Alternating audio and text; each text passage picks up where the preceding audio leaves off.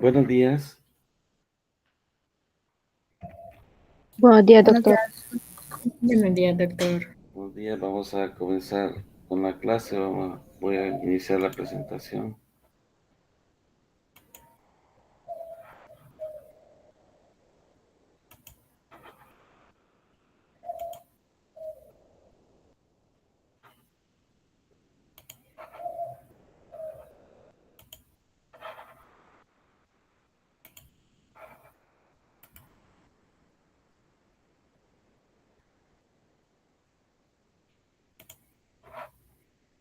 ¿Se ve la presentación? Sí, doctor. Bueno, entonces esta es la clase número 18, que es la que entra la última que entra para el segundo parcial, ¿verdad? Es sobre metabolismo del glucógeno, que incluye la glucogénesis o síntesis del glucógeno y la glucogenólisis o la degradación del glucógeno. Bueno, el glucógeno es el polisacárido de reserva más importante de las células animales. Eh, Está constituido por un polímero de unidades de glucosa que están unidas por enlace alfa 1,4 y también con puntos de ramificaciones del tipo alfa 1,6. El glucógeno, estas ramificaciones las presenta de 8 a 12 residuos, es decir, que está más ramificado que el almidón, ¿verdad? Que tiene las ramificaciones y presenta una estructura un tanto similar, pero con ramificaciones más espaciadas de 24 a 30 residuos. El glucógeno también es más compacto que el almidón. Se considera que hasta un 10% del peso del hígado puede estar constituido por glucógeno en un estado bien alimentado, ¿verdad? Y también se encuentra con relativa abundancia en el músculo esquelético, que son los tejidos que tienen más glucógeno. Sin embargo, pueden existir glucógeno en otros tejidos, ¿verdad? Por ejemplo, a nivel cerebral, pero con mucha menor cantidad, ¿verdad? Y en otros tejidos también, ¿verdad? Sin embargo, los más representativos para el metabolismo energético por la cantidad que representan son los del hígado y el músculo, el músculo esquelético. En hepatocitos está en forma de gránulos de gran tamaño, que son agrupaciones de gránulos más pequeños, compuestos de moléculas individuales altamente ramificadas, con una masa molecular de varios millones. Aquí se puede ver en esta imagen los gránulos, que son estos gránulos coloreados, ¿verdad? No son los más grandes son mitocondrias, ¿verdad? Que están en el tejido. La importancia también de estos gránulos es que contienen las enzimas responsables tanto de su síntesis como de su degradación y su regulación. Entonces, decíamos, el glucógeno tiene una estructura un tanto similar al almidón, ¿verdad? El almidón está compuesto por amilosa, que son una serie de lineales de glucosas unidas por enlace alfa 1,4, y por amilopeptina, cuando ya presenta además ramificaciones alfa 1,6, como las que se ven acá. Entonces el glucógeno tendría una más similitud con la amilopeptina. Sin embargo, acá en la parte inferior derecha se puede ver que el almidón puede presentar combinación de ambas, ¿verdad? Puede presentar una amilosa, como se ve acá, esta hebra individual, que está entrelazada con otra hebra individual formando hélices, que es parte de la amilopectina, ¿verdad? Entonces puede estar entremezclados. La degradación del glucógeno ocurre en los extremos no reductores de un azúcar, ¿verdad? De las hexosas, de la glucosa en este caso.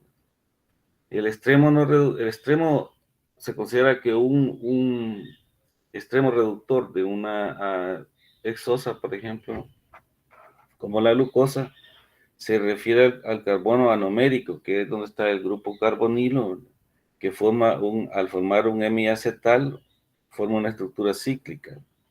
Y por lo tanto queda un hidroxilo en esa posición de donde está el grupo carbonilo, que es el que puede actuar como reductor.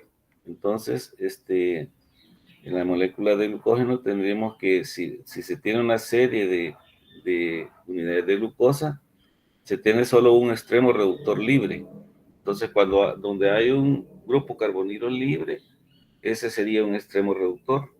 Y el otro es la que como está en alfa 1,4, es la posición 4, no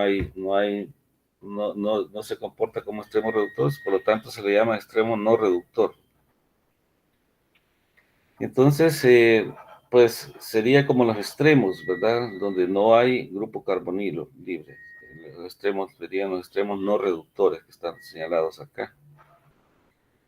Entonces, una de las ventajas, dice, ¿por qué razón no se almacena en forma monomérica? Una de las ventajas es que si estuvieran las unidades de glucosa disueltas en el citosol, le daría una molaridad, una muy grande, ¿verdad? Una osmolaridad, por ejemplo. La molaridad, recordemos, osmolaridad se relaciona con la concentración, ¿verdad? A mayor molaridad, pues también tiene mayor osmolaridad, por lo tanto, mayor capacidad de efecto osmótico, ¿no? Entonces, si se tuviera disueltas las unidades de glucosa, tendría una molaridad de 0,4 moles, 0,4 molar. Sin embargo, así como la estructura del glucógeno tiene una molaridad de 0,01 micromoles, o sea, más de 6 órdenes de magnitud de 10 más pequeña la molaridad. Eso tendría efectos, está relacionado con, por ejemplo, con el nivel de glucosa que está fuera de la célula, que es de 5 milimoles, ¿verdad? Que traducido a moles sería 0,005 moles. Eso indicaría que si se tuviera la molaridad en moléculas disueltas, adentro de la célula habría una molaridad muy grande y abajo, afuera de la célula, una molaridad muy pequeña. Eso implicaría que para el transporte hacia la célula requeriría un gasto enorme de energía. Entonces, ese es uno de los efectos de que conviene más almacenar el glucógeno así de esa forma.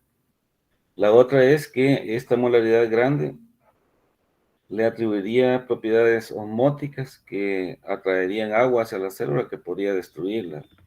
Son los dos efectos importantes de que se almacene de esa forma. Entonces, se tienen dos formas poliméricas de glucosa, el glucógeno en animales, el almidón en las plantas, glucógeno en animales y en otros microorganismos. Y en vertebrados, en el hígado, dijimos, se puede llegar a acumular hasta un 10% del peso del hígado, aunque este valor en algunas fuentes bibliográficas lo mencionan así, otros varía un poco. Y en el músculo, igual, aquí en Lehninger se menciona de 1 a 2%, que puede variar, pero las variaciones son pocas, no son muy grandes. Entonces dijimos, ya explicamos el efecto de que se almacene en esta forma, y en donde el glucógeno, la partícula elemental es la partícula beta, que tiene un tamaño de 21 nanómetros, aproximadamente 55.000 residuos de glucosa, 2.000 extremos no reductores. O sea, estas partículas se van agregando. Cuando se tienen entre 20 y 40 partículas beta, se forman lo que se llama rosetas alfa, que son las visibles al microscopio que veíamos anteriormente, y que están ausentes en animales en un ayuno de 24 horas. Entonces, a nivel del glucógeno hepático se agota, ¿verdad?, en un periodo de tiempo que puede ir de 12 a 24 horas. Otro dato importante es que en el músculo es el destino del glucógeno, ¿verdad? En el músculo sirve como fuente de energía rápida para el metabolismo tanto aeróbico como anaeróbico, y se puede agotar, aquí depende de la actividad física. Si se tiene una actividad física intensa, puede agotarse en cuestión de pocas horas, hasta 1 hora como máximo, de actividad vigorosa.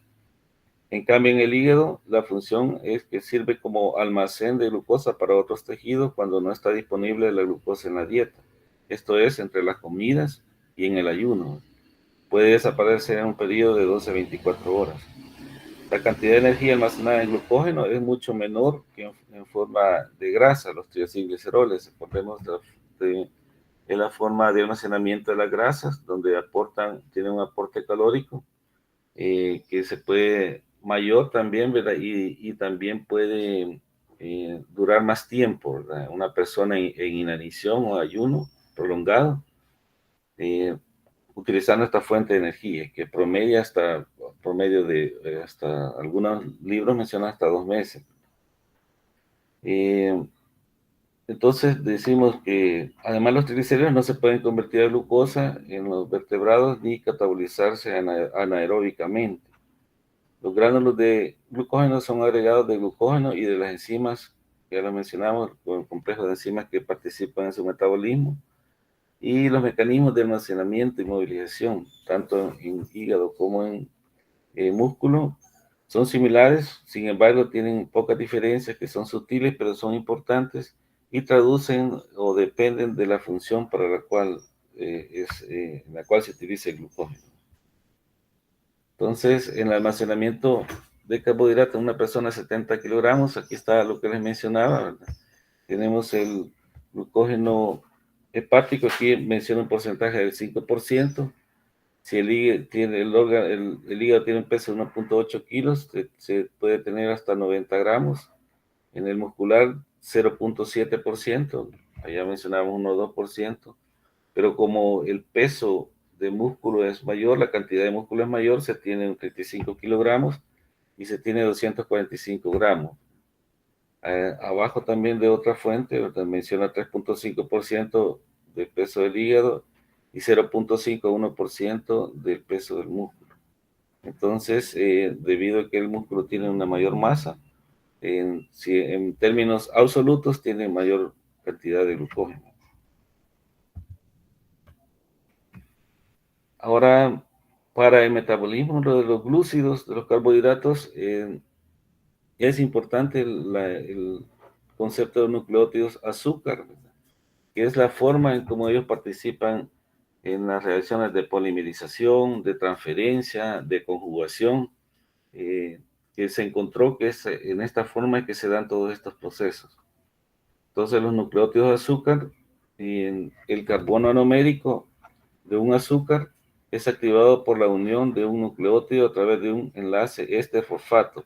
Está representado acá en la parte superior izquierda, el fosfato unido a la glucosa. Y son los sustratos para la polimerización, y, o les decía, reacciones de transferencia, de conjugación. Entonces, el autor descubridor de esto fue este señor Luis Leloy, que ganó un premio Nobel por este aporte, ¿verdad?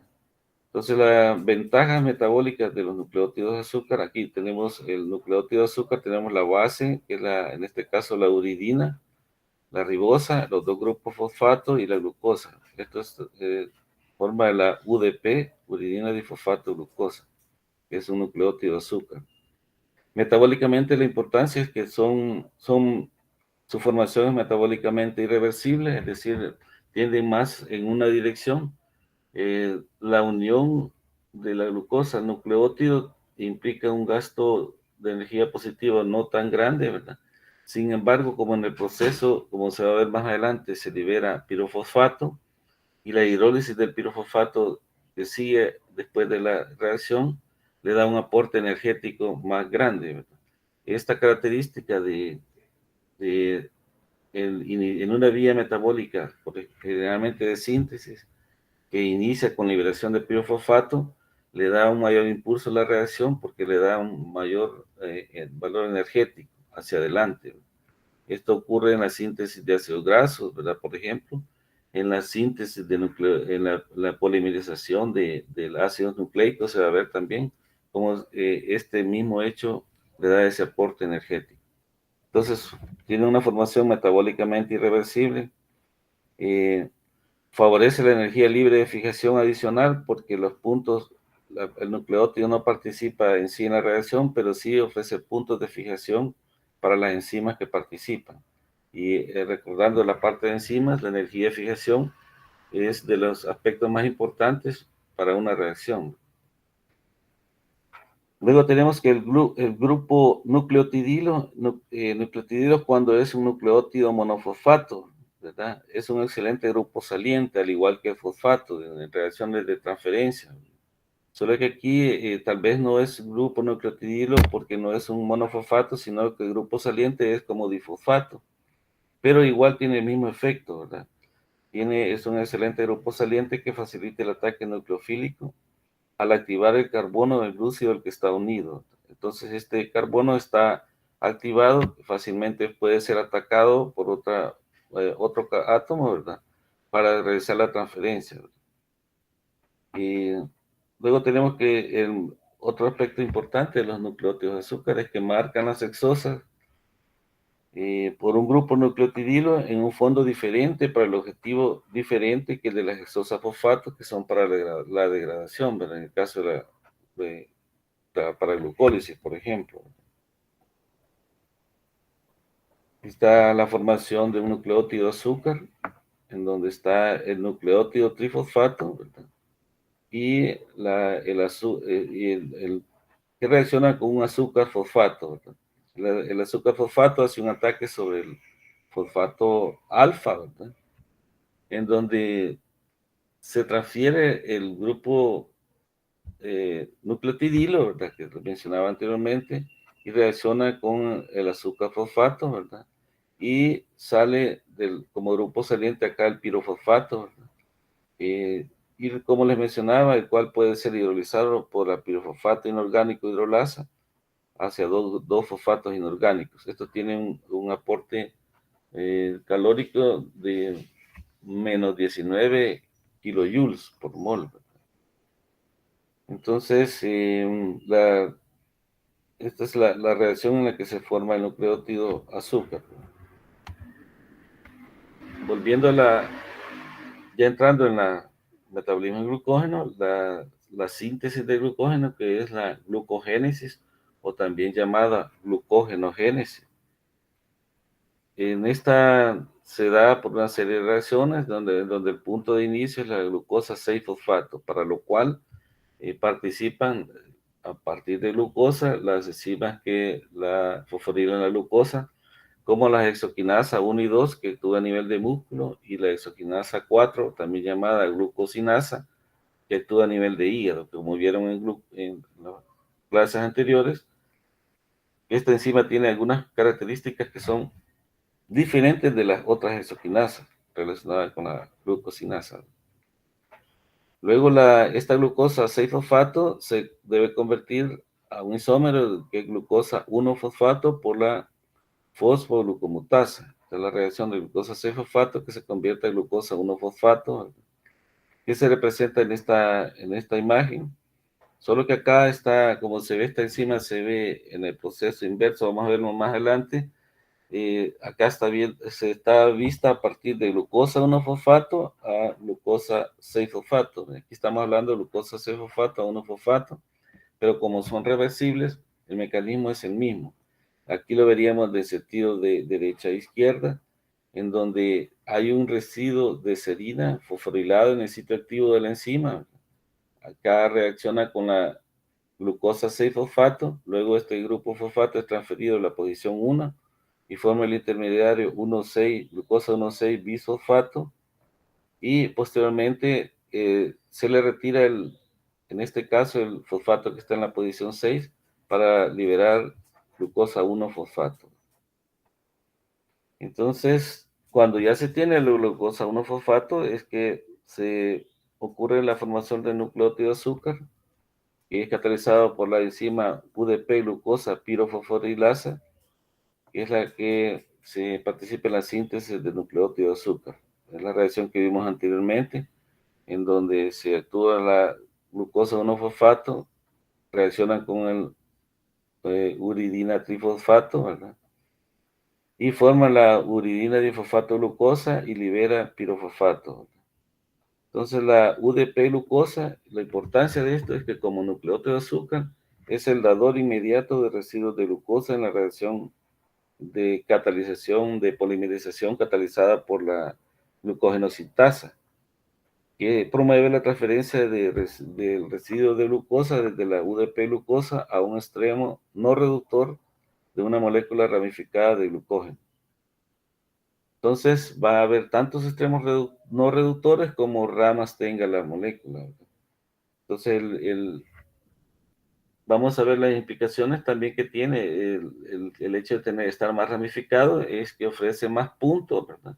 De estos puntos de ramificación pueden actuar más las enzimas que participan en su degradación, y en el caso para cuando está baja la glucosa y se quiere elevar el nivel de glucosa, pues se realiza en menor tiempo.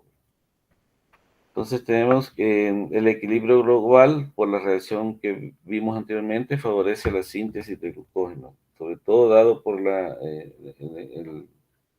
esto ya se va a ver en la síntesis, la reacción de la glucógeno sintasa. Entonces, tenemos que analizando ya las series de la síntesis, las reacciones de la síntesis de glucógeno, decíamos la que estaba en el párrafo anterior, que la UDP-glucosa es el dador inmediato de residuos de glucosa, y en la reacción catalizada por la glucógeno sintasa, en la cual se forman enlaces glucosídicos alfa 1 o 4, ¿verdad? Es decir, en forma lineal. Por lo tanto, en los puntos de ramificación participa otra enzima, que es la enzima ramificadora del glucógeno, que es también llamada amilo 1,4 a 1,6 transglucosidasa o glucosil 4 a 6 transferasa, que cataliza la transferencia de un fragmento terminal de 6 a 7 residuos de glucosa de una rama que ya tiene al menos 11 residuos. Se lo transfiere al grupo hidroxilo en el carbono 6 de un residuo que esté en un punto más interno de esa misma rama o que esté en otra rama, creando una nueva rama. Como esto se va a ver más adelante también. Entonces, el efecto biológico de la ramificación es que aumenta un poco su solubilidad, ya que es insoluble, y aumenta el número de extremos no reductores, por lo tanto, aumenta el número de sitios accesibles, tanto para la glucógeno fosforilasa, que es la que lo degrada, y la glucógeno sintasa, que es la que lo sintetiza a esos extremos. Luego tenemos también que el inicio para la síntesis de glucógeno, la glucógeno sintasa es una enzima que necesita un cebador, es decir, una enzima polimerizante necesita una serie de oligómeros previamente para después continuar la síntesis. A eso se le llama cebador. Eso se va a ver también en la parte de genética, en algunas enzimas, polimerasas, que necesitan cebador. Entonces, ese cebador se establece sobre una proteína que es la glucogenina, ¿verdad? Que tiene además la actividad de unir ese primer residuo de glucosa y también sintetizar, alargar esa cadena inicial, ¿verdad? Ese polímero inicial, hasta 8 residuos. Entonces, incorporar los residuos iniciales de glucosa del glucógeno. La glucógeno sintasa requiere un cebador, una rama preformada de al menos 8 residuos. Entonces, el primer residuo de glucosa se une al grupo de auxilio de una tirosina 194 de la glucogenina por una actividad llamada glucosiltransferasa, que es intrínseca de la proteína. Entonces, la glucogenina tiene esta actividad, la glucosiltransferasa, que es al incorporar el primer residuo, pero también tiene la otra actividad, que es la actividad de alargamiento de la cadena hasta 8 residuos. Luego ya ocurre el relevo por la glucógeno sintasa en la polimerización. Entonces teníamos la glucógeno, aquí el ejemplo, la reacción de la glucógeno sintasa, ¿verdad? Tenemos acá una cadena que se está en formación, acá en el extremo no reductor, ¿verdad? Con su hidroxilo acá en el carbono 4, ¿verdad? Luego aquí está la UDP glucosa, la ribosa, los fosfatos y la glucosa. Entonces ocurre la reacción de polimerización, ¿verdad? En donde se ocurre el ataque por este hidroxilo hacia el carbono 1, ¿verdad? De la glucosa que está unido al nucleótido de azúcar, ¿verdad? Entonces, ahí es donde se da la transferencia y queda unido un residuo más a la cadena que está en formación, ¿no? Que se llama N+1, ¿verdad? Entonces tenemos acá la síntesis de las ramificaciones. Aquí ya vemos la otra actividad, la otra enzima, la ramificante, ¿verdad? Decíamos que cuando una cadena, cuando tiene al menos 11 residuos, como están acá, aquí son transferidos estos 7 residuos que están al final, en el extremo de la cadena, hacia esta posición, ¿verdad? Y forma un nuevo punto de ramificación, alfa 1,6, acá al ser transferidos, por lo tanto quedan solo 3 residuos en la rama que estaba inicialmente, y a partir de este punto puede otra vez la glucógeno sintasa continuar sintetizando el polímero, ¿verdad? Continuar la extensión de la cadena. Abajo está representada también la actividad de la misma enzima, la enzima ramificante, la ramificadora. Tenemos acá la molécula con un punto de ramificación, en donde ha continuado acá, ya se ve que en las 2 ramas ya continuó la actividad de la glucógeno sintasa. Y luego en esta rama, este esta serie de 6 unidades es transferida hacia un nuevo punto de ramificación, a un punto más interno de la otra rama. Y luego aquí puede, como decía anteriormente, continuar la actividad de la glucógeno sintasa.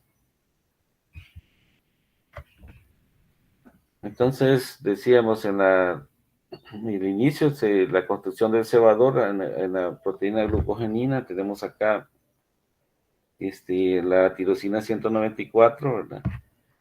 Que realiza un ataque nucleofílico al carbono 1 que ha sido activado por la unión del grupo fosfato, que también le trae electrones, y entonces la convierte en un electrófilo, ¿verdad? Entonces el OH hace un ataque nucleofílico y entonces desplaza a la UDP, a la uridina difosfato, ¿verdad?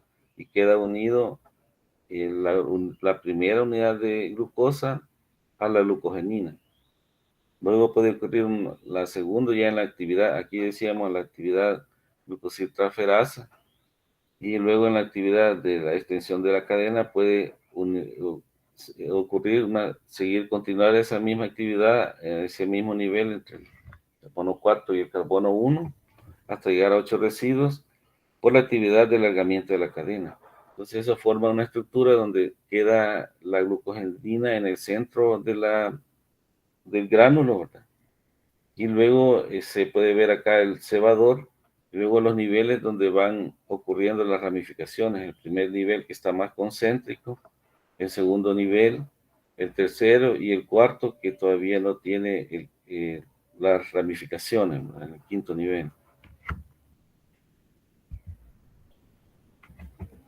Entonces, eso sería más o menos, pues, básicamente para la síntesis del glucógeno. Entonces, se tiene ya la estructura ramificada, donde tenemos, ya dijimos, las ventajas de las ramificaciones metabólicamente, ¿verdad? Y luego vamos al proceso contrario, que es la degradación del glucógeno, o la glucogenólisis, que es el retiro de unidades de glucosa de las ramas exteriores de los extremos no reductores, de los extremos de la rama. Y en esto participan 3 enzimas, que es donde está la glucógeno fosforilasa, que va hidrolizando, sería, esta reacción no es hidrólisis, sino fosforólisis. Sería fosforilizando, separando, retirando unidades de glucosa de los extremos, una a una, hasta que está cerca de un punto de ramificación, a 4 unidades de un punto de ramificación donde ya no puede continuar su actividad. Y luego participa la enzima desramificadora o desramificante, que retira ese punto de ramificación. Y entonces las unidades se van liberando como glucosa 1-fosfato, ¿verdad? En la reacción de la glucógeno fosforilasa, ¿verdad? Y vamos a ver más adelante, de la desramificadora. Y se van liberando como glucosa 1-fosfato, y luego participa la misma enzima que vimos anteriormente, la fosfoglucomutasa, que la convierte de glucosa 1-fosfato a glucosa 6-fosfato. Entonces, comenzando con la glucosanofosforilasa, actúa sobre el enlace glucosídico alfa 1,4, que es uno de los residuos del extremo no reductor. Entonces, es atacado por el fosfato inorgánico, en este caso actúa solo un fosfato inorgánico, ¿verdad? Que ataca al carbono 1, ¿verdad? Del unidad de glucosa que está en el extremo, eliminando el residuo terminal en forma de alfa D glucosa 1-fosfato. Es una reacción de fosforólisis porque la separación, la participación, participa el fosfato, ¿verdad? Que es diferente de la hidrólisis, en donde son los componentes del agua los que participan. Diferente de la hidrólisis de enlaces glucosídicos catalizada por la amilasa, ¿verdad? Acordemos de la parte de la amilasa, que es la que degrada almidón, ¿verdad? Esa sí es hidrólisis, ¿verdad? Que también participa estas enzimas en la digestión, por ejemplo, del glucógeno, ¿verdad? A nivel de intestino, ¿verdad? Que en este caso sí es reacción de hidrólisis. Entonces se conserva parte de la energía del enlace glucosídico en la formación del éster fosfato, que es la glucosa 1-fosfato. Entonces tenemos que el piridoxal fosfato es el cofactor esencial en la reacción. En este caso, la diferencia es que el grupo fosfato actúa como catalizador ácido general, promoviendo el ataque de fosfato inorgánico sobre el enlace glucosídico. El piridoxal fosfato es un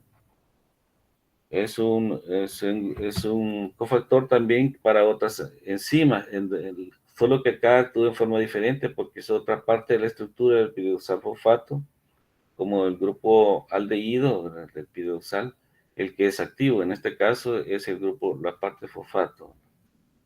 Entonces, tenemos que la enzima actúa sobre extremos no reductores hasta un punto a 4 residuos de glucosa de un punto de ramificación, en donde ya para su actividad y luego debe actuar la enzima desramificante del glucógeno, también conocida como oligo alfa 1,6 a alfa 1,4 glucantransferasa, que cataliza dos reacciones sucesivas que transfieren ramificaciones, ¿verdad? Una es eliminar por unidades las unidades que están en la rama, ¿verdad? Y la otra es eliminar el último residuo de glucosa que está formando la ramificación. Entonces, ya transferida las ramificaciones e hidrolizado el residuo de glucosilo en C6, la enzima glucógeno fosforilasa continúa su actividad de degradación, ¿verdad? Y luego teníamos lo que les mencionaba anteriormente al inicio de la diapositiva, la fosfoglucomutasa, que convierte la glucosa en 1-fosfato, producto de la actividad de la enzima glucógeno fosforilasa y parte de la desramificante, en glucosa 6-fosfato, que cataliza la reacción reversible que está acá como glucosa 1-fosfato y convertirla en glucosa 6-fosfato. El mecanismo, como vimos al inicio de la clase, inicialmente fosforilada en un residuo de serina, cede un grupo fosforilo de C6, en este caso en sentido inverso al visto anteriormente, del sustrato, y a continuación acepta un grupo fosforilo del C1. Esto está representado acá, la actividad de la fosfoglucomutasa, que es la que veíamos al inicio, ¿verdad? Que quedó adelantado por la presentación. Pero entonces, el residuo de serina, en este caso en sentido inverso, allá veíamos de derecha a izquierda, aquí es de izquierda a derecha, cediendo el grupo fosfato, formando un intermediario de glucosa 1,6-bifosfato, y luego aceptando el fosfato del carbono 1 para liberar glucosa 6-fosfato.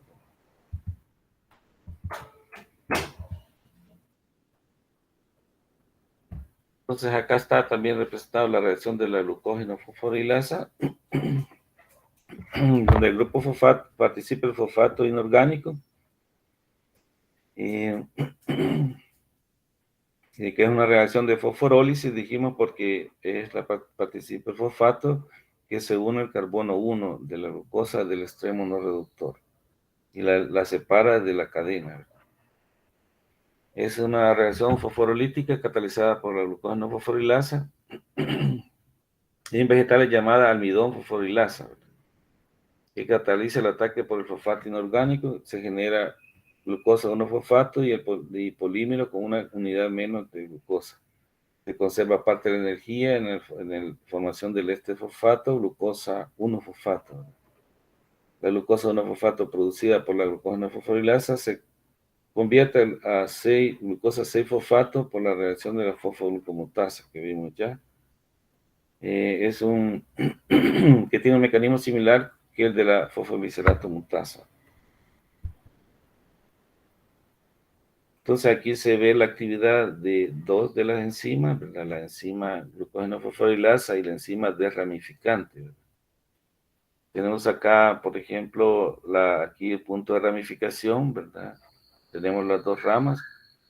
Entonces la glucógeno fosforilasa va separando las unidades de glucosa hasta llegar a un punto está a 4 residuos del punto de ramificación.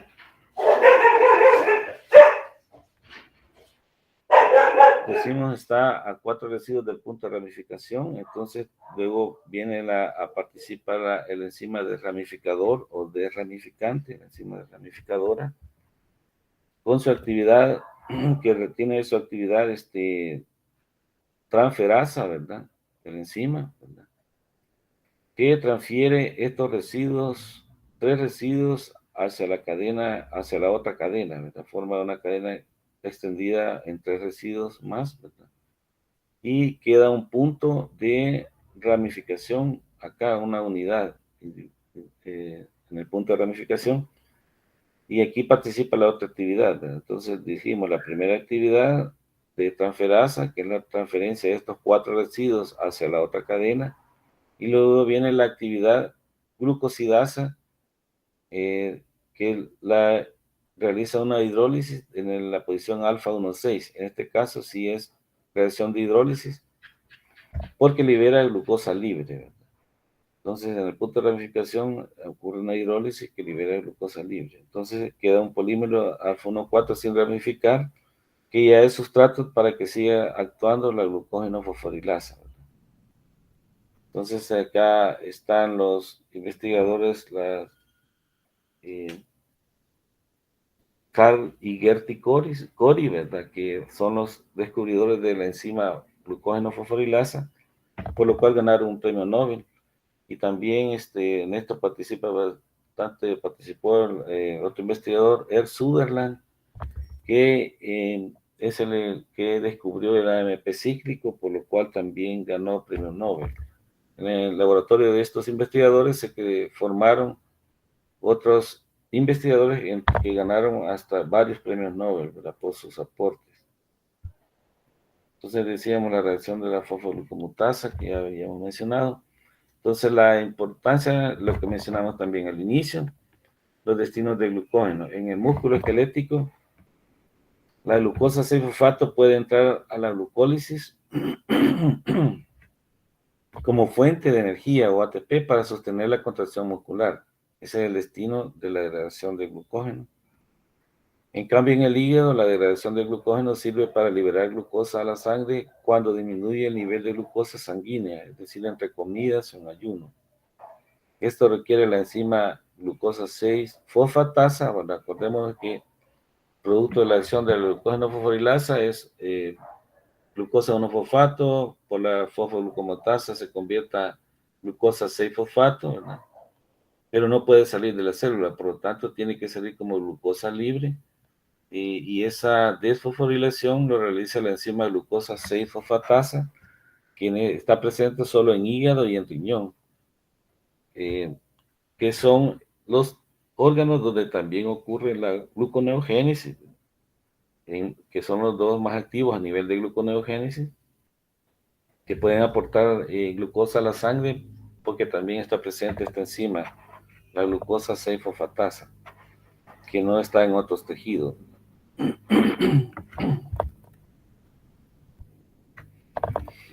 Entonces, hablando de la glucosa 6-fosfatasas, es una enzima que se encuentra en el retículo endoplasmático, en la cara interna de la membrana del retículo endoplasmático, viéndose la luz del retículo endoplasmático. Entonces, para su reacción, la glucosa 6-fosfato tiene que entrar al retículo endoplasmático, lo hace por un transportador de glucosa 6-fosfato del retículo endoplásmico, que se llama T1, que está representado acá. Luego está la enzima, como decíamos, en la posición viendo hacia la luz, en la cara interna de la membrana del retículo endoplasmático, la glucosa 6-fosfatasa, que cataliza la desfosforilación y libera glucosa libre y fosfato inorgánico. Entonces, estos dos productos tienen que salir del retículo endoplasmático por otros dos transportadores, para el de glucosa llamado T2, para el de fosfato inorgánico llamado T3. Y entonces la glucosa libre ya en el citosol puede salir por el GLUT2, ¿verdad?, hacia la sangre y aumentar la concentración de glucosa en sangre. Entonces tenemos que algunas enfermedades genéticas pueden deberse a por ejemplo, a la deficiencia de la enzima glucosa 6-fosfatasa, ¿verdad?, como la enfermedad de Von-Gierke, o a veces pueden afectarse en otros procesos, como vamos a ver más adelante, ¿verdad? En algún otro caso, estos transportadores pueden estar deficientes y llevan a las enfermedades de acumulación de glucógeno. Bueno, ahora la parte que tal vez es más difícil, la parte de la regulación del metabolismo del glucógeno. Entonces vamos a empezar viendo primero la síntesis de glucógeno, ¿verdad?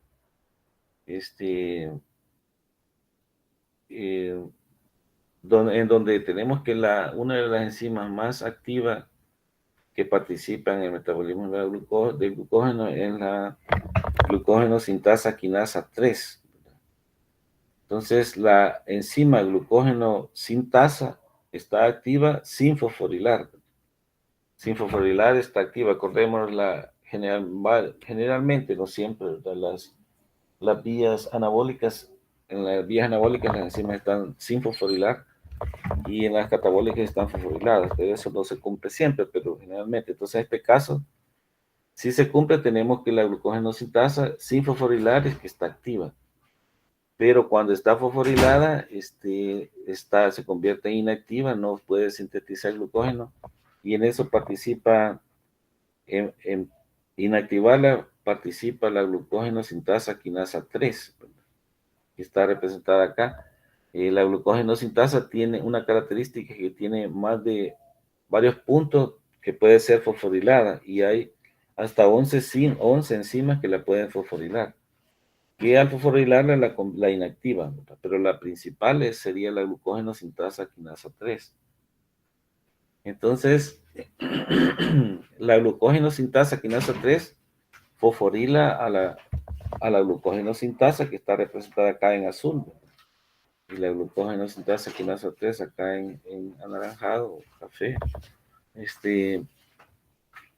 La fosforila y la inactiva. Entonces, pero la glucógeno sintasa quinasa 3 está activa fosforilando a la glucógeno sintasa, está activa sin fosforilar la GSK3.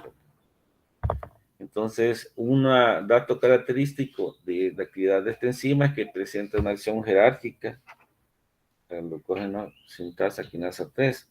Es decir, que para fosforilar a la glucógeno sintasa debe haber sido previamente fosforilada por otra enzima. Esa enzima que participa, les decía, se han descubierto hasta más de 11 enzimas que la fosforilan en la glucógeno sintasa. Pero la glucógeno sintasa quinasa 3 necesita solo la fosforilación de la caseína quinasa 2, que realiza la caseína quinasa 2. Entonces acá está representado la fosforilación de un residuo de serina, ¿verdad?, en la glucógeno sintasa. Entonces se toma a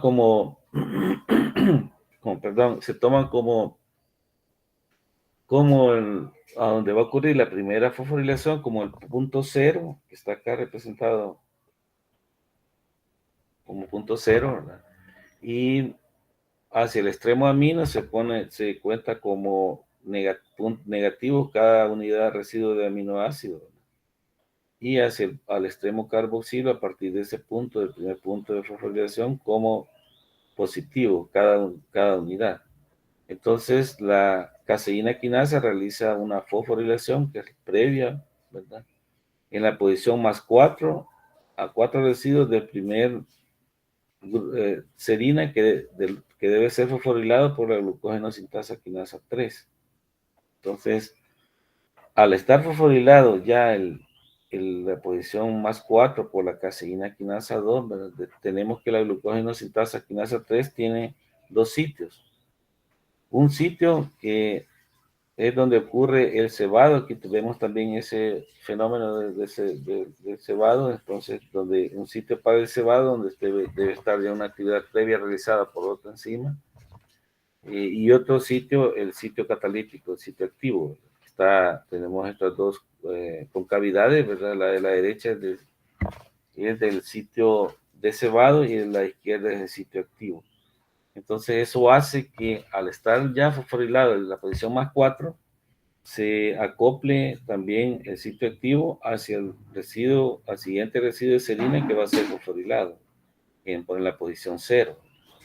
Entonces tenemos que en el sitio de cebado, la glucógeno sintasa quinasa 3 participan 3 residuos que son la arginina 96, arginina 180 y lisina 205.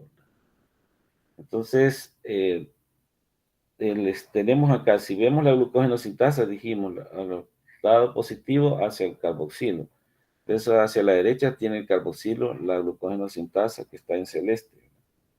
Y la glucógeno sintasa quinasa, a la derecha tiene el extremo amino. Por lo tanto, creo que bueno, es que la nominación de los aminoácidos debería de ser en el sentido contrario, si el extremo amino es este, el de la derecha. Pero participan esos residuos de aminoácidos. Entonces, cuando se ubica en el punto de cebado, decía, eso hace que se acople con el sitio activo, con el primer residuo de serina, el siguiente de serina que va a ser fosforilado. Primero por la glucógeno sintasa, ¿verdad? Es el primero porque va a ser fosforilado. Entonces, luego ocurre la fosforilación de ese residuo 0, y luego ocurre un desplazamiento de la enzima, en donde este que ya fue fosforilado, el 0, pasa a ocupar el sitio de cebado, y el sitio catalítico queda acoplado al residuo de menos 4. Y luego se va ocurriendo ese desplazamiento, luego en el cebado queda el menos 4 y se fosforila el de menos 8. Entonces esta es va migrando la enzima a través de la otra enzima del glucógeno sintasa, que recuerda un poco la migración que ocurre a nivel de ribosomas cuando se van sintetizando sobre el ARN mensajero para ir sintetizando, leyendo el código, ¿verdad? de los codones. Entonces eso, por lo tanto, eso se le llama que tenga una acción jerárquica, porque tiene que ser fosforilada previamente por la caseína quinasa 2. Y esa es la razón, ¿verdad? Entonces, decíamos, al estar fosforilada, la glucógeno sintasa está inactiva, ¿verdad? Entonces veíamos, como vieron en su ruta de bioseñalización, una de las vías de la insulina, de bioseñalización de la insulina, ¿verdad? Que con su actividad tirosina quinasa, que se activa el sustrato 1 al receptor de insulina, ¿verdad? Que al fosforilarse, forma por la actividad del fosfodiinositol 3 quinasa, ¿verdad? Forma el PIP3, que conglomera la PDK1 para que fosforile a la PKB, llamada también AKT, y esta proteína PKB fosforila a la glucógeno sintasa quinasa 3, que estaba activa sin fosforilar, les mencionaba. Al fosforilarla la convierte en inactiva, y entonces eso hace que ya no siga fosforilando la glucógeno sintasa. Tiene un efecto de inactivación de la inhibición que estaba haciendo, y a la vez que favorece directamente su conversión a glucógeno sintasa activa, porque ya no la está fosforilando. Entonces, se llama glucógeno sintasa quinasa 3 porque son fosforila 3 residuos hidroxilo que están cerca del extremo carboxilo terminal. Entonces, esta es una de los efectos de la insulina, ¿verdad? Que libera o desactiva la inhibición que estaba haciendo la glucógeno sintasa quinasa 3 sobre la glucógeno sintasa, y eso hace que pueda favorecerse su conversión a glucógeno sintasa activa y se inicia la síntesis de glucógeno. Entonces se libera, recordemos, la insulina se libera cuando estado alimentado, entonces eso hace que también se active la síntesis de glucógeno. Ahora, ¿cómo ocurre la inhibición de la glucógeno sintasa quinasa 3? Entonces decimos que es fosforilada por la proteína quinasa B de la vía de señalización de insulina. Entonces lo que hace es fosforilar un residuo que está cerca del extremo amino terminal, ¿verdad? Que si lo veíamos acá, estaba acá como una especie de cola acá. Fosforila un residuo que está cerca de ese extremo, y al fosforilarlo, esa especie de cola se pliega sobre los sitios de cebado y también sobre el sitio activo. Entonces, al plegarse sobre el sitio, al fosforilarse, se pliega sobre el sitio de cebado y el sitio activo, entonces bloquea el sitio activo. Al estar bloqueado el sitio activo, ya no puede seguir fosforilando a la glucógeno sintasa. A esto se le llama la creación de un pseudosustrato, ¿verdad? Que bloquea al sitio activo, como se vio también en la parte de encima, la formación de pseudosustratos. Y luego pasamos a la regulación de la glucógeno sintasa, ¿verdad? Y bueno, estábamos ya hablando de eso, la regulación de la glucógeno sintasa, de la parte de la glucógeno sintasa quinasa 3, como la insulina inactiva, esta enzima, ¿verdad? Ya lo vimos también. Entonces, ahora, para pasar a completar la activación de la enzima, pasarla a su forma activa, deben ser retirados los grupos fosfatos, ¿verdad? Que estaban unidos a la glucógeno sintasa, que en forma inactiva se llama glucógeno sintasa B. Entonces, este retiro de estos fosfatos lo realiza una proteína que se llama fosfoproteína. Creo que voy a disculpar un momento.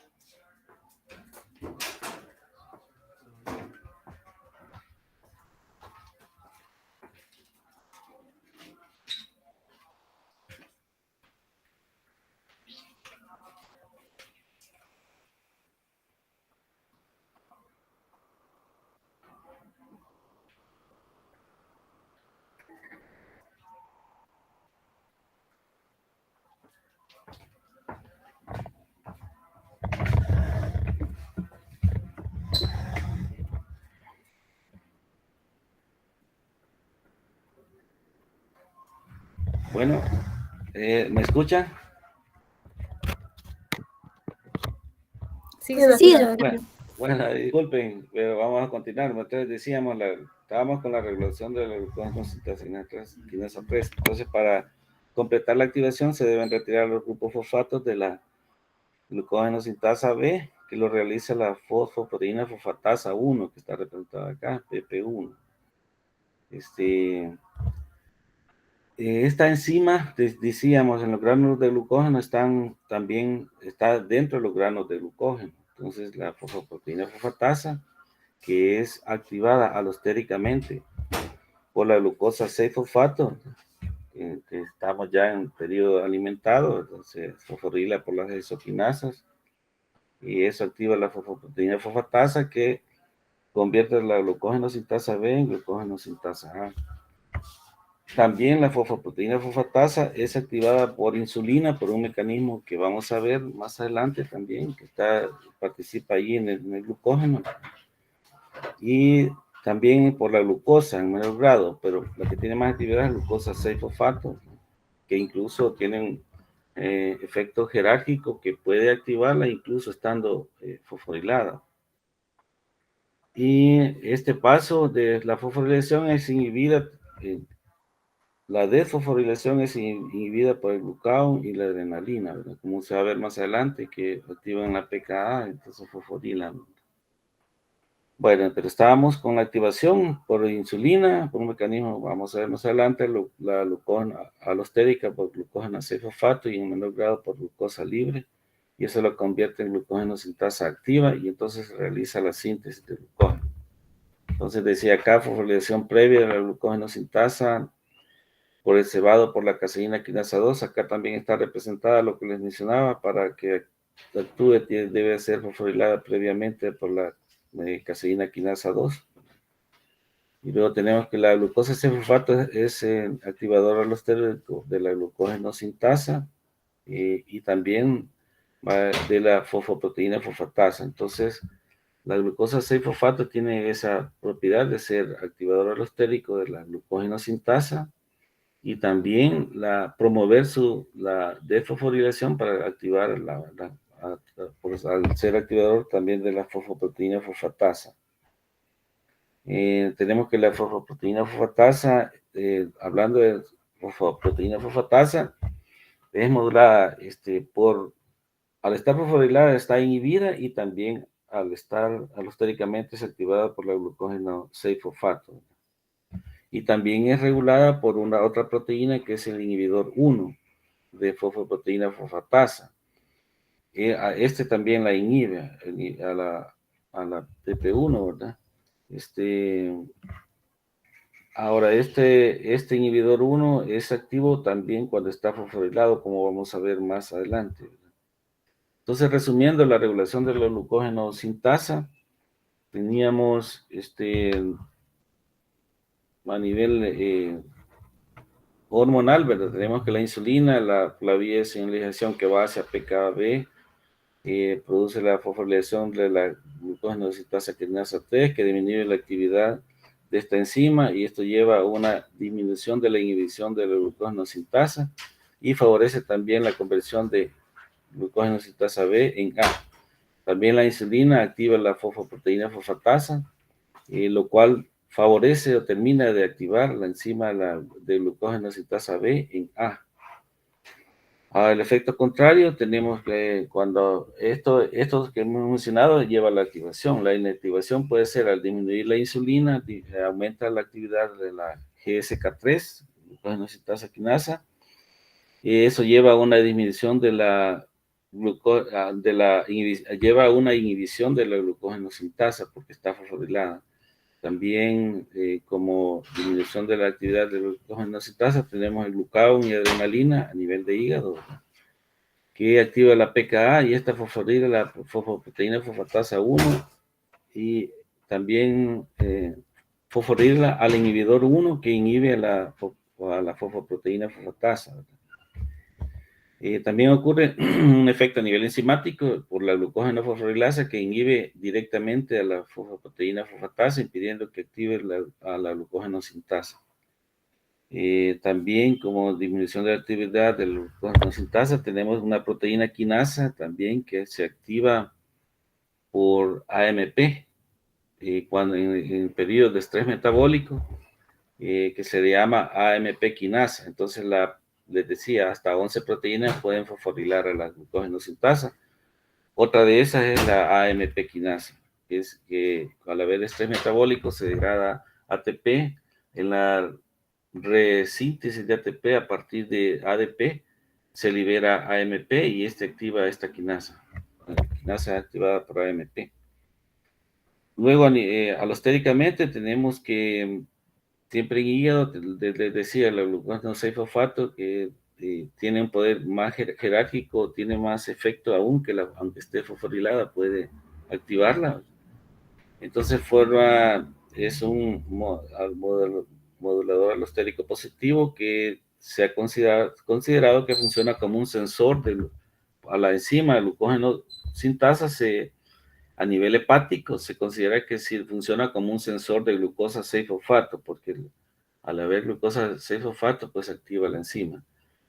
Otra actividad que hace es que expone los sitios fosforilados al unirse al glucógeno sintasa. Le provoca un cambio de conformación que expone los sitios fosforilados a la actividad de la fosfoproteína fosfatasa 1, y eso lo convierte de B en A o activa.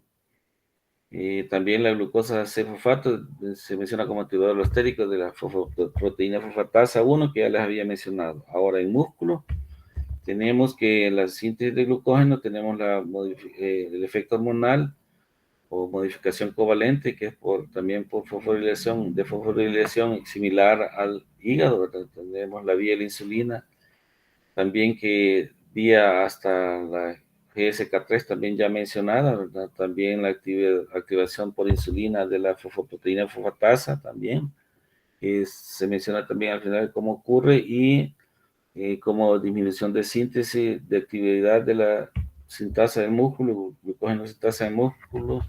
Teníamos también el efecto ya mencionado en hígado, a nivel de GSK3. También acá en músculo ya no actúa el glucagón porque no hay receptores para el glucagón, pero sí adrenalina que activa la PKA y fosforilina la PP1, fosfoproteína fosfatasa. Con eso la inhibe, y también al fosforilar al inhibidor también la inhibe. Y alostéricamente tenemos que en la glucosa 6-fosfato, lo que habíamos mencionado, activador de la fosfoproteína fosfatasa, y aunque en menor grado de la glucógeno sintasa muscular. Ahora, pasando a la degradación del glucógeno, tenemos que la enzima principal reguladora es el glucógeno fosforilasa, ¿verdad? Contémonos que su producto de su actividad es glucosa 1-fosfato, ¿verdad? Entonces, esta enzima está formada por dos unidades idénticas, cada una con un sitio con un OH, ¿verdad? De serina en 14 en cada uno, el cual puede ser fosforilado. Al ser fosforilado, en este caso ocurre lo contrario, es una enzima catabólica que está inactiva sin fosforilar. Al ser fosforilada, en este caso, la activa. Entonces, la proteína que la fosforila es la fosforilasa B quinasa, ¿sí? Porque fosforila la fosforilasa B. Entonces, y la inactivación es por la misma proteína que vimos antes, la fosfoproteína fosfatasa, que la vuelve a inactivar. Entonces, al fosforilarla, se convierte activa. A nivel de hígado puede actuar adrenalina o glucagón, ¿verdad? Que activan la PKA, por la vía de adenilato ciclasa, ¿verdad? AMP cíclico, o el receptor serpentina, ¿verdad? Que se vía en bioseñalización, que al final se activa la PKA y que fosforila, en este caso, a la enzima, ¿verdad? Y en cambio en músculo varía un poco, les mencionaba al inicio, hay unas variaciones. En músculo también resalta como activación por vía alostérica que realiza el calcio, ¿verdad? Y también el AMP. Aquí no es AMP quinasa, sino que el AMP. Y actúa por señalizado, cuando actúa también la PKA es por adrenalina en músculo, ¿verdad? Lo que aquí al lado derecho está representado lo anterior, en donde cada parte coloreada de rosado representa a nivel muscular, ¿verdad? Y en la parte de la derecha en blanco el hepatocito. Entonces en blanco el hepatocito el glucagón, en el miocito la adrenalina, que al final actúa en una proteína, un receptor acoplado a proteína G con una unidad alfa estimuladora, que activa la adenilato ciclasa, que lleva al aumento de la concentración de AMP cíclico, y en lo cual se activa la PKA. La PKA fosforila a la proteína que está mencionada, encargada de fosforilar, que es la fosforilasa B quinasa, que de inactiva la convierte en activa al ser fosforilada, y esta fosforila a la glucógeno fosforilasa, que es la enzima que degrada glucógeno y la convierte de glucógeno fosforilasa B en glucógeno fosforilasa A. Luego tenemos que también a esta enzima, a los efectos acá, las particularidades ya a nivel de músculo esquelético, en donde el calcio, ¿verdad?, puede activar al unirse a una subunidad similar a la calmodulina, que une 4 calcios de la fosforilasa B quinasa, la activa, y esta convierte la fosforilasa B en glucógeno fosforilasa B en glucógeno fosforilasa A. Y también les decía el AMP, también como un activador alostérico, ya de la glucógeno fosforilasa B en A. Esto ocurre tanto ahora vemos cómo esto es a nivel de músculo, por eso está en el fondo blanco, que ocurre el efecto por el calcio y por el AMP. Entonces luego esto lleva a la liberación, que se van por orden de magnitud, se va generando una cascada de señalización que amplifica la señal, se libera una cantidad de moléculas, ¿verdad?, de glucosa 1-fosfato, que en el hígado es para pasa a glucosa y se degrada, que en el músculo decía, como mencionábamos al inicio, pasa por glucólisis para facilitar la contracción muscular. Y en el hígado se convierte en glucosa, por la glucosa 6-fosfatasa, que permite que después por el GLUT2 sea liberada la glucosa a la sangre. Entonces acá la regulación de la glucógeno fosforilasa, decíamos a nivel muscular, que tiene la regulación por el AMP, ¿verdad?, que señala también, les decía, estado de estrés metabólico, donde está agotándose el ATP, y a partir de 2 ADP se sintetiza un ATP, pero se libera un AMP. Entonces, eso hace que se active alostéricamente la glucógeno fosforilasa, ¿verdad?, para que se libere glucosa del glucógeno. Y a nivel de hígado también resalta más esta regulación alostérica, ¿verdad?, en donde la glucosa, cuando hay ya suficiente glucosa a nivel en el hígado, ¿verdad?, se une, hay un sitio de unión a la fosforilasa A o activa, ¿verdad?, que la inactiva y la convierte en fosforilasa B. Entonces, este hecho de la regulación por glucosa convierte a la glucógeno fosforilasa en un sensor de glucosa, porque al aumentar los niveles de glucosa sanguínea entran por el GLUT2, que es insulina independiente, y entonces inhiben a la actividad de la enzima. Por eso se le considera que es un sensor de glucosa. Bueno, entonces, resumiendo la regulación del glucógeno fosforilasa en músculo, tenemos la modificación hormonal, mediada donde media la modificación covalente de fosforilación. Para la activación en músculo tenemos la adrenalina, que activa la vía de señalización de proteína G, adenilato ciclasa, AMP cíclico, PKA. Luego esta fosforilasa a la fosforilasa B quinasa, y esto convierte a la fosforilasa B en fosforilasa A o activa. Como efecto disminución de su actividad de la fosforilasa, tenemos que la insulina, que activa la fosfoproteína fosfatasa, y también indirectamente al aumentar el ingreso de glucosa, acordémonos por los transportadores de GLUT4 a nivel muscular, ¿verdad?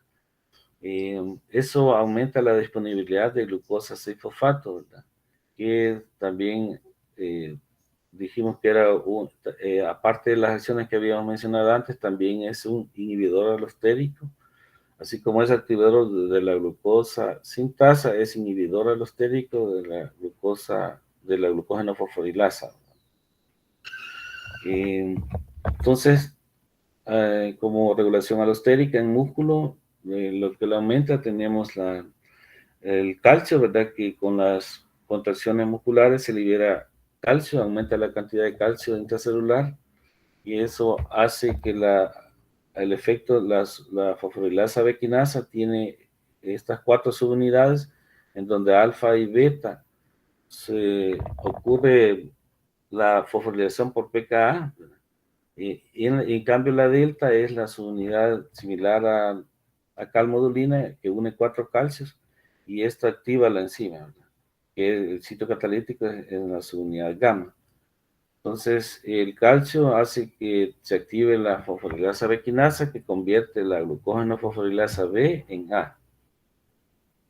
Entonces, también la activa, ¿verdad? Ahora, como inactivación de la glucogenólisis, de la degradación del glucógeno, puede ocurrir al disminuir el calcio por esta vía, ¿verdad? Ahora, también otra vía, dijimos, modificación, eran las particularidades a nivel de músculo, que es la AMP, que la activa alostéricamente, y cuando ya están respuestas a las necesidades de ATP, el ATP sirve como inhibidor alostérico, en este caso ya de la glucógeno fosforilasa. El calcio actúa a nivel de fosforilasa B quinasa. También como efecto inhibidor, decíamos, la glucógeno 6-fosfato también funciona como inhibidor alostérico de la fosforilasa, sería en este caso de la A, ¿verdad? Para que mantenerla como B.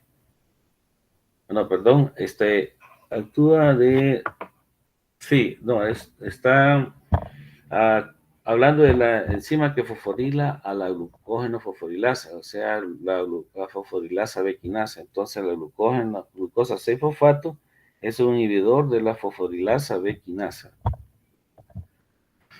Ahora, en hígado, a nivel de hígado, tenemos la modificación hormonal también, ¿verdad? La activación de la degradación de glucógeno puede ser por glucagón, ¿verdad? También por adrenalina, vía AMP cíclico, pKa, y que fosforila a la enzima, ¿verdad? Y su contraparte, su disminución a nivel de hígado sería por insulina, que fosforila a la proteína, fosfoproteína fosfatasa. También tenemos a nivel de hígado que la adrenalina puede unirse a receptores alfa-1.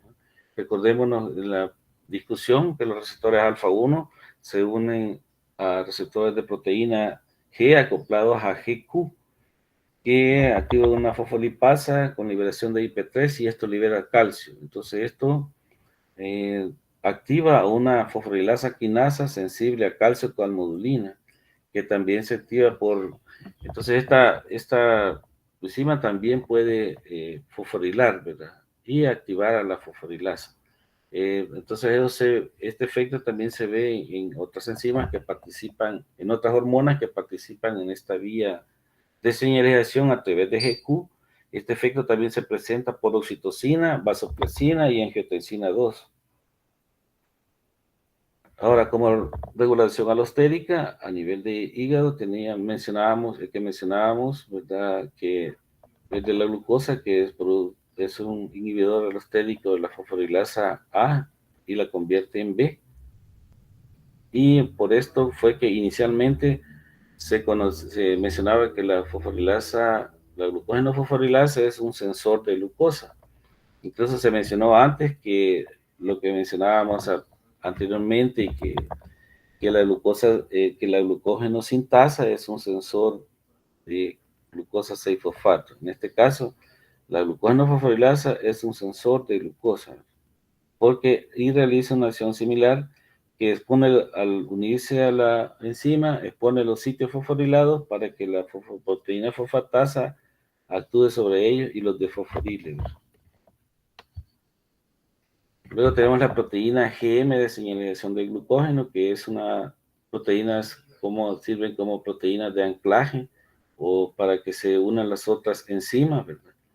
La cual cuando está, ahí sirve de anclaje cuando está fosforilada para que se una la fosforilasa B quinasa, la glucógeno fosforilasa, la fosfoproteína fosfatasa y la glucógeno sintasa. Entonces, al fosforilarse por insulina puede ocurrir esta fosforilación por la quinasa sensible a la insulina, ¿verdad? Fosforila la proteína de señalización GM y eso hace que se active la fosfoproteína fosfatasa y retire los fosfatos de la fosforilasa B quinasa y de la glucógeno fosforilasa, con lo cual las inactiva. Y también retire los fosfatos de la glucógeno sintasa. Al desfosforilarla, la activa. Eso hace que se pase de disminuir la degradación del glucógeno y se favorezca su síntesis como efecto de la insulina. Y luego tenemos también que esta proteína de señalización GM tiene dos sitios de fosforilación. Esto que acabo de mencionar es cuando se fosforila el sitio 1 por la quinasa sensible a insulina, que tiene como resultado, decíamos, la disminución de la degradación del glucógeno y la activación de su síntesis. Ahora, si esta proteína es fosforilada en su sitio 2, aquí puede ser por adrenalina o por glucagón, y al fosforilarse en su sitio 2, la proteína de señalización provoca la separación de la fosfoproteína fosfatasa de las otras enzimas. Por lo tanto, ya inhibe su actividad. Ya no puede desfosforilar. Y también esta vía de señalización a través de la PKA, ¿verdad? Si se fosforila, la PKA es la que fosforila el sitio 2 de la GM, ¿verdad? Entonces, al fosforilarse también este sitio 2 por la PKA, esto produce la fosforilación del inhibidor 1 y el inhibidor 1 fosforilado también se une a la fosfoproteína fosfatasa en un sitio fuera de acceso a las demás enzimas y eso también provoca su inhibición. Entonces, en este efecto sería el efecto contrario que habíamos mencionado. La regulación del metabolismo glucídico, vemos como cuando se tiene una glucosa en sangre elevada, se activan, bueno, los GLUT2 siempre están activos, siempre están en la membrana, ¿verdad? Siempre pueden aceptar glucosa, pero sí se aumenta la liberación de insulina, que eso aumenta ya vimos que cómo activa la fosfoproteína fosfatasa, y eso provoca la disminución de la fosforilasa quinasa, la inactivación de la glucógeno fosforilasa y por lo tanto disminuye la degradación del glucógeno. También la misma actividad de la fosfoproteína fosfatasa retira los fosfatos de la glucógeno sintasa y la activa, por lo tanto se activa la síntesis de glucógeno.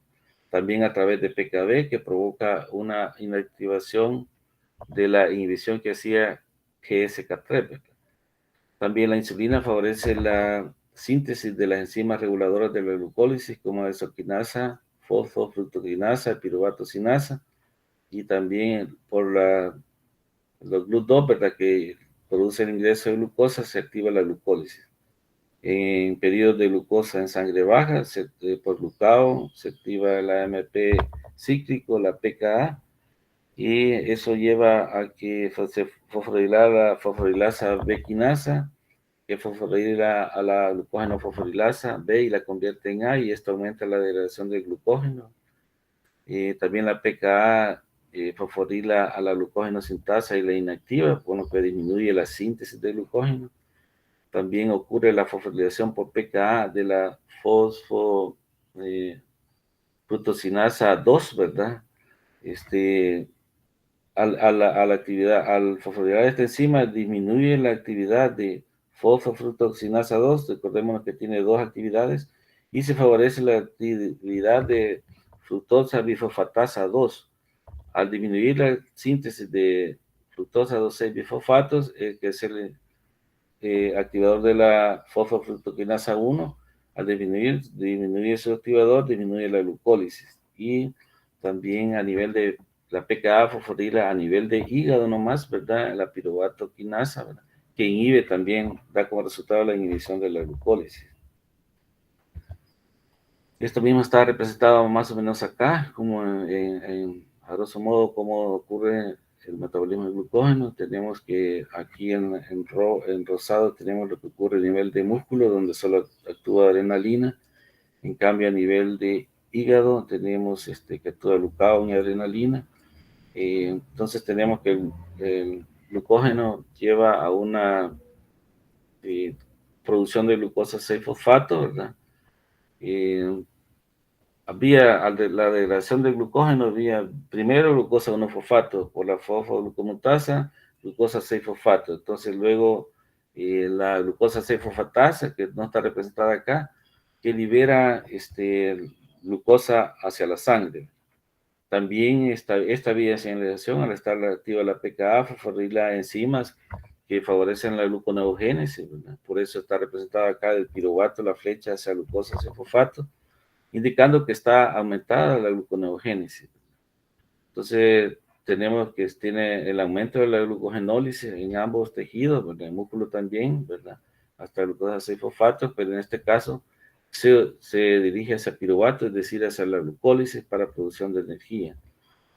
Pero acá, estas flechas que están señaladas, podemos ver cómo la glucólisis, decíamos, está inhibida a nivel hepático, pero a nivel muscular no. Entonces una de las razones principales por qué a nivel de músculo la glucólisis sigue activa a pesar de estar en una vía de señalización de adrenalina, es que la piruvato sinasa no es fosforilada por PKA a nivel muscular, y lo cual se ocurre a nivel de hígado. Por eso en esta imagen aparece esta L acá, piruvato sinasa, en hígado, ¿verdad? Que sí está la fosforila y se inhibe, pero en músculo no. Entonces eso hace que se tenga un aporte constante de energía necesario para la contracción muscular, sobre todo acá por adrenalina, que señala la respuesta menciona como respuesta de luchar o huir, ante un estrés.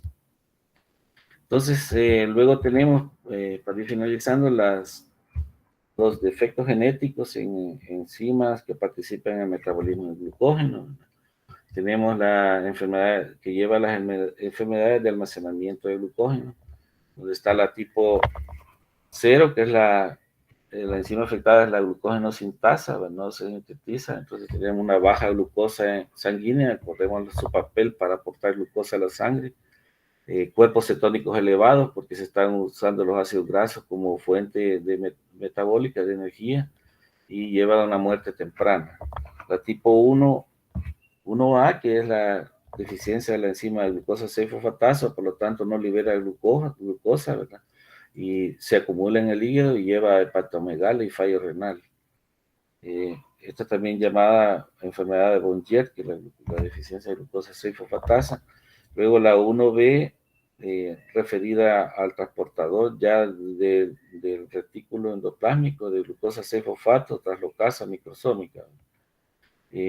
Su órgano afectado es el hígado, y también como en la tipo 1A, también es susceptible a una elevada susceptibilidad a infecciones. Luego la tipo 1C, en la cual está afectada el transportador, de los que veíamos, el transportador de fosfato microsómico, se manifiesta en hígado, y también con manifestaciones similares a la tipo 1A, con hepatomegalia y fallo renal. Luego está la tipo 2, que es la enfermedad de Pompe, en la cual está afectada la glucosidasa lisosómica, o también llamada maltasa ácida, ¿verdad? Recordemos que puede en algún momento degradar también estos carbohidratos, y eso lleva a que se manifieste más a nivel de músculo esquelético y cardíaco. Se tiene una forma infantil con muerte temprana a la edad de 2 años, y una forma juvenil con defectos musculares, miopatía. Y en la forma adulta, como en la distrofia muscular, se presentan síntomas como la distrofia muscular. La tipo 3 son las enfermedades desramificadoras, ¿verdad? La 3A que ocurre en ambos tejidos, hígado, músculo, esquelético y cardíaco también, que lleva hepatomegalia y miopatía. Y la 3B que es solo a nivel de hígado, de la enzima desramificante, que lleva hepatomegalia en recién nacidos. Luego la tipo 4, que es la enzima ramificante, que puede tanto en hígado como en músculo esquelético, que lleva hepato y esplenomegalia, y con mioglobina en orina, o sea, mioglobinuria, producto del estrés, y que indica daño a nivel de fibra muscular que provoca la salida de mioglobina. Luego la 5, que es la fosforilasa a nivel muscular, ¿verdad? Que se manifiesta en músculo esquelético con rampas inducidas por el ejercicio, suspensión de la actividad, es decir, la suspensión de la actividad física, ¿verdad? Por el ejercicio y dolor, y también hay mioglobina en orina. Y la 6 es de la ODGERS, causada por la fosforilasa hepática, deficiencia de fosforilasa hepática, donde el órgano se afectado del hígado, manifestándose con hepatomegalia. Luego la 7, que es la afectación de la fosfofructoquinasa muscular, que se afecta también los órganos que manifiestan, músculos y glóbulos rojos, en donde se manifiesta como las 5, con rampas, que es decir, una claudicación ante el ejercicio, ¿verdad? Y también, además, acá en la fosfofructoquinasa hay anemia hemolítica, que es característico. Luego está la 6B, 8 o 9, que se afecta la fosforilasa quinasa en hígado, leucocitos y músculos, que se manifiesta con hepatomegalia. Y al final de la 10, que es el transportador de glucosa GLUT2, con manifestación a nivel de hígado, un retraso del desarrollo, hepatomegalia, raquitismo y disfunción renal. Entonces, esas son las enfermedades por almacenamiento de glucógeno, donde los CORI también dedicaron tiempo a investigar esta parte, y también investigaron cómo se podía hacer el diagnóstico de algunas de estas enfermedades a través del estudio de las enzimas que participan en el metabolismo del glucógeno. Entonces, llegamos hasta acá.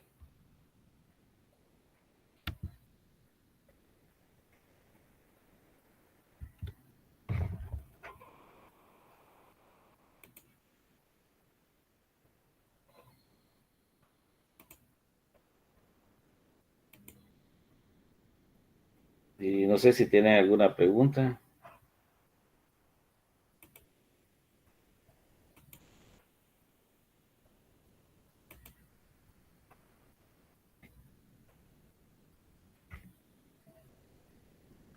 No, doctor, por mi parte no. Muchas gracias. Creo que no, doctor. Bueno, Gracias. bueno, Gracias, entonces, doctor. Feliz día. Muchas gracias, doctor. igualmente, feliz día. Ahí está en la clase. Doctor, ¿con quién le toca a usted hoy? Bueno, buen día entonces. Saludos, buen día. ¿Con qué su grupo le toca? No me toca, hasta el jueves y viernes. Hasta el jueves y viernes. No.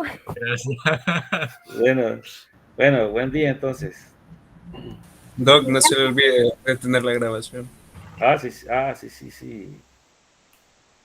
Gracias.